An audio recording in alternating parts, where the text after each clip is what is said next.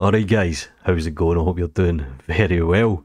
Very quick tutorial today. I'm going to kind of wrap two tutorials in one because if I make them very short, YouTube just thinks, nah, you're getting shafted. So I'm concentrating on Octane Blender for the moment. I'm going to show you the material switch node, which pretty much does exactly what you think it's going to do. It switches the material out, and the material override. Now, material override, if you've used cycles, you probably know about it already. It overrides the materials. Check this out. How fundamental is this tutorial? I'm breaking new ground here. So anyway, I have the lovely Cezanne head here. Beautiful layout, wetter, call me any time of the week. And I'm going to enable a material switch node. So if I press Shift and A and I search for switch, you can see that I actually have a couple of options here. I have a material layer switch, which will switch in layers, but we're just going to have a material switch. I'm going to take the material out and put this into the input, and I'll put this into the surface, and I'm going to create another material. Rather than having another universal material, let's add in something like a specular material. Make a kind of glass, and I'll put this into the input. Now obviously if I want to change these, I can change the input number, so let's go to 2. Check that out.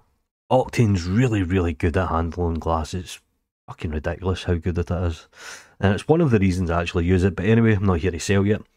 So in a previous tutorial I actually showed that you can actually keyframe these values, so you can insert a keyframe, or you can add a driver and you can drive the value of 1 and 2, and you can have more than one input. You just go to add input. I think 20 might be the limit. In fact, I'm not entirely sure of the limit, but very rarely do you need 3.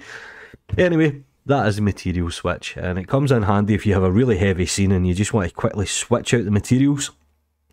But this is where the material override also comes into play.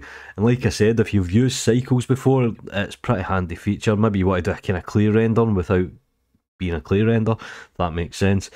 So what you need to do is you need to go to the view layer options. Now there is a bug, I have reported it, Lino's on the case.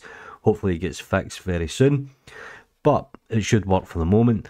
And you have the material override right down the bottom here in the view layers. And you can select any material, to be honest, and it will override all the materials with whatever material that you've created.